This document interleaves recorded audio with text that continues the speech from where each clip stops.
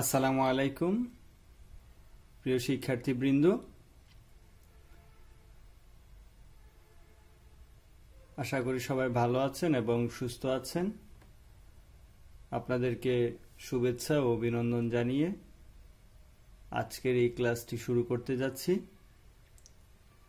প্রিয় শিক্ষার্থীবৃন্দ, আজকের এই টিউটোরিয়ালে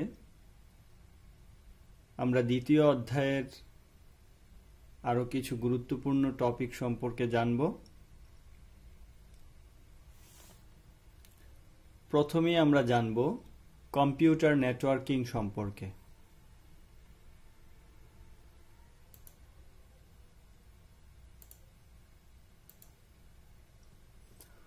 কম্পিউটার নেটওয়ার্ক হচ্ছে এমন একটি ব্যবস্থা যাতে দুই বা ততোধিক কম্পিউটার একসাথে যুক্ত থেকে একটি কম্পিউটারের যাবতীয় তথ্য একাধিক ব্যবহারকারী স্ব কম্পিউটারের মাধ্যমে ব্যবহার করতে পারে। অর্থাৎ কয়েকটি কম্পিউটার একসাথে সংযুক্ত থেকে প্রত্যেকটি কম্পিউটারের যে তথ্য রয়েছে সে তথ্যগুলো অন্য সকল কম্পিউটার ব্যবহার করতে পারে। অর্থাৎ একসাথে যদি 5টি কম্পিউটার সংযুক্ত থাকে, সেখানে একটি কম্পিউটারের যাবতীয় তথ্য বাকি 4টি কম্পিউটারও ব্যবহার করতে পারবে। এইভাবে করে প্রতিটি কম্পিউটারের তথ্য অন্য সব কম্পিউটার ব্যবহার করতে পারে। এটাকেই মূলত কম্পিউটার নেটওয়ার্কিং বলে।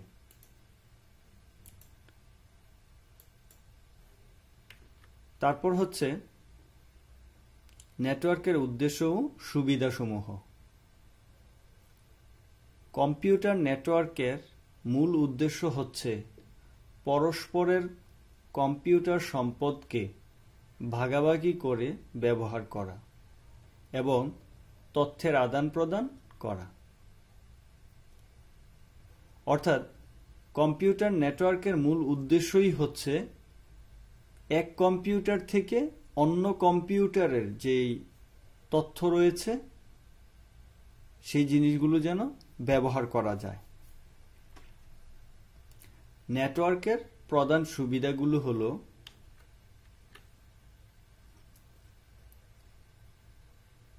এক নম্বরে দেওয়া আছে একে অপরের হার্ডওয়্যার ব্যবহার করা। এক কম্পিউটার থেকে অন্য কম্পিউটারের হার্ডওয়্যার সমূহ ব্যবহার করা যায়। যেমন কোনো অফিসে 10টি কম্পিউটার আছে, এই 10টি কম্পিউটার থেকে কোনো কিছু প্রিন্ট করার জন্য একটি মাত্র প্রিন্টার যথেষ্ট। অর্থাৎ একটি অফিসে যদি 10টি কম্পিউটার থাকে, সেই 10টি কম্পিউটার থেকে যে জিনিসগুলো প্রিন্ট করা হবে, যে প্রয়োজনীয় কাগজপত্রগুলো প্রিন্ট করা হবে, সেগুলো প্রিন্ট করার জন্য একটি মাত্র প্রিন্টারই যথেষ্ট।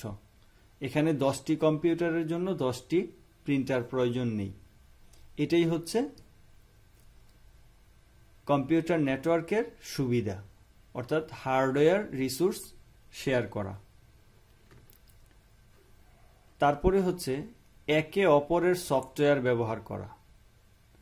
নেটওয়ার্কভুক্ত সকল কম্পিউটারের জন্য সফটওয়্যার কেনার দরকার নাই। এক্ষেত্রে একটি সফটওয়্যার কিনলেই সকল কম্পিউটারে ব্যবহার করা যাবে। অর্থাৎ প্রতিটি কম্পিউটারের জন্য আলাদা আলাদাভাবে সফটওয়্যার কেনার দরকার নেই। একটি কম্পিউটারের জন্য কিনলে বাকি কম্পিউটারগুলো ব্যবহার করতে পারবে। 3 নম্বরে হচ্ছে একে অপরের তথ্য ব্যবহার করা। নেটওয়ার্কের অন্যতম সুবিধা হচ্ছে তথ্যাবলীর আদান প্রদান করা। নেটওয়ার্কে যুক্ত থেকে নিমিষেই পৃথিবীর এক প্রান্ত থেকে অপর প্রান্তে তথ্য আদান প্রদান করা যায়।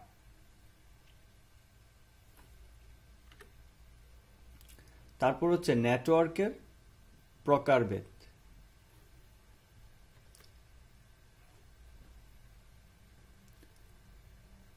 বিশ্বের বিভিন্ন দেশে বিভিন্ন ধরনের কম্পিউটার নেটওয়ার্ক রয়েছে।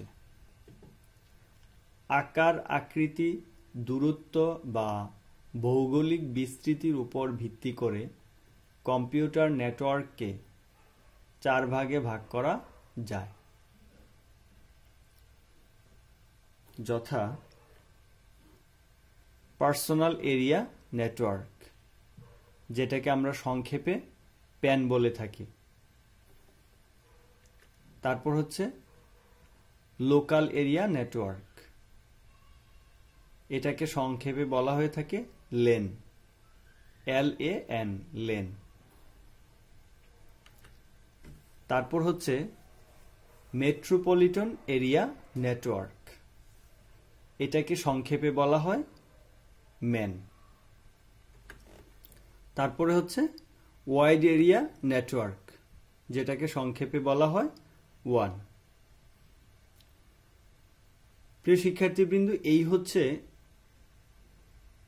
নেটওয়ার্কের যে প্রকারভেদ, আকার, আকৃতি এবং দূরত্বের উপর ভিত্তি করে যে নেটওয়ার্ককে ভাগ করা হয়েছে এর 4 প্রকার। ইনশাল্লাহ আমরা পরবর্তী টিউটোরিয়ালে এই প্রত্যেক প্রকার সম্পর্কে ডিটেলস জানব। তা আজকের মতো এখানেই বিদায় নিচ্ছি। সবাই ভালো থাকবেন এবং সুস্থ থাকবেন। আল্লাহ হাফেজ। আসসালামু আলাইকুম।